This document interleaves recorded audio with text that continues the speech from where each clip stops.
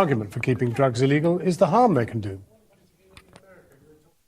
Drugs, I'm not a big woohoo, let's take drugs type person. Drugs can be incredibly dangerous and negative. What I'm saying is making them illegal isn't working. It doesn't work. It doesn't prevent people from using drugs. I'm talking about... It didn't prevent you? No, it made absolutely no difference. I think no difference at all. I think Except presumably you lived in fear of, at some point, possibly running up against the law. It complicated the situation and it made it more difficult to approach the situation for what it is legitimately, a disease which requires therapy and compassion, not to be pushed underground and controlled by illegal economies.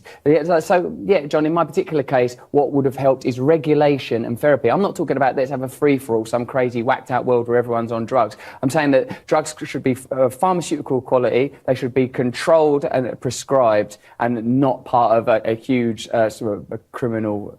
OK, so to that end, you have a campaign which focuses on what?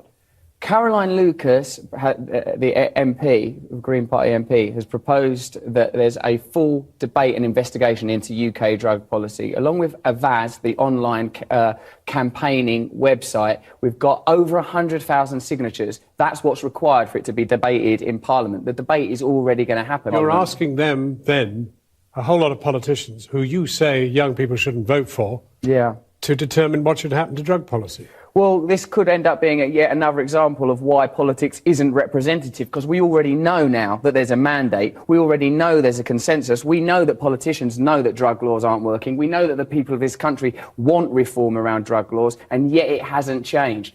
Do we? Has it really been tested? Yeah, I think so, mate. There's been pretty thorough reports around it. 66% of Conservative voters, 69% of Labour voters, 61% of Daily Mail readers want drug laws changed. So there's a huge mandate. And this survey, mate, we got 100,000 signatures in 24 hours.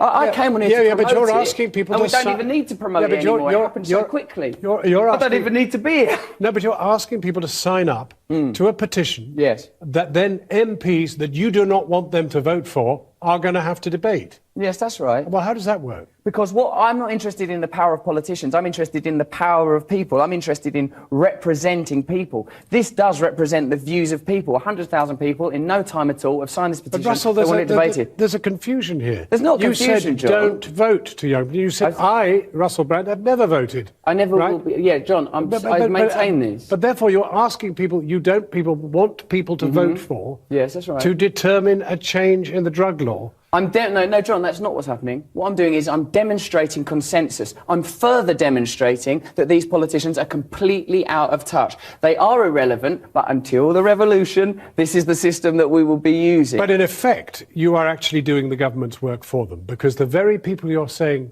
don't vote, young people, that's who you were talking to specifically, right? Yes. OK. Let's talk to all people, actually. No, those are the people who are suffering the cuts. They're the people, for example, whose educational maintenance grant, which made all the difference to going to school for 16-year-olds, they're cutting that. John, if these young people were voting... John, absolutely not. I refuse to be drawn on this subject. You know better than anybody that parliamentary democracy does not represent people. What they offer is piecemeal change. I'm saying people deserve more. If democracy was truly representative, then the 1 million people march against the Iraq war would have meant there wasn't an illegal war in Iraq. I think there was an illegal war in Iraq. So don't tell me that politics works. I'm saying let's form consensus. Let's bring people together. I'm not telling you anything. I'm not telling you anything. I'm trying to strip down what telling people... on the television. No, I'm trying to tell me before we're on. I'm trying to strip down what you are trying to tell people. On the one hand, you're saying,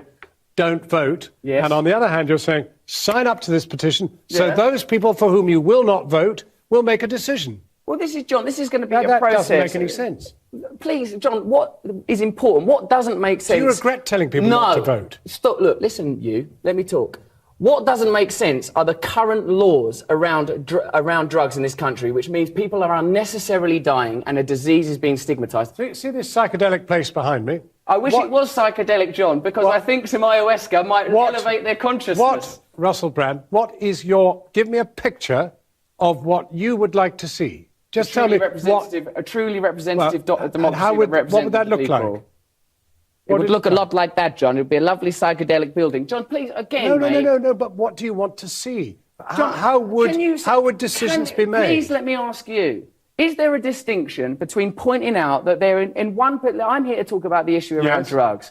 In countries like Portugal and Switzerland, where they have reformed their drug laws, people are not dying of this disease in such huge numbers. Crime is dropping. HIV infection is dropping. That's important. That's more important than you, an entertainer, getting me, another entertainer, to cook up a wacky version of politics so you can make me look a bit daft because I'm passionate and I care. No, but it seems to me if you want to demolish one thing... I'm talking about... But if you want to demolish one thing, surely you have to give a vision of what it is you'd actually like to see in its place. Yes, and this will be a process. It will be a process, and it won't just come from me. I'm talking about a different system that isn't about just David Cameron or me or anyone turning up on the telly, shouting their mouth off. There are very serious floods in this country, and a lot of people think it's about climate change. But a lot of politicians don't think it's about climate change and don't want to think it's about climate change. So the question is, do you believe in climate change? Do you think that's what's happening? I think the climate's changed, and I think there's a lot of evidence from scientists, and I think there's a lot of work and effort going into suppressing that information so that energy companies can continue to operate the way they are. Do you think there's human involvement? In what sense? In changing the climate? Yes, I do, actually. Yeah. But I mean, like, again, I'm not an expert on climate change, but Naomi Klein is, and she thinks it, and she believes in it, and that's enough for me. And she's saying that nothing's going to happen around climate change and the way that we use energy on our planet unless people protest and unless people en masse get involved. Like you, in a way, asking me to devise all the solutions. In an odd sort of way, she's coming up with a different solution to the one that you're coming up with drugs. Drugs, you're talking about a petition to try and raise awareness and try and get commitment. She's talking about actual direct action on the streets. And I think the direct action on the streets is probably the best way to get things changed in every area. However, because it seemed apposite... But you actually used the example of the Iraq War. It had no effect at all. Right, yeah, that's true, John. So obviously these protests need to become more vehement, more active, more direct. They need to change, they need to evolve. But the options aren't let's do something or let's do nothing. In your journey from drug addiction, have you concluded in the end that you're a revolutionary? No, it's a fair question. Do you want a revolution? You know I do.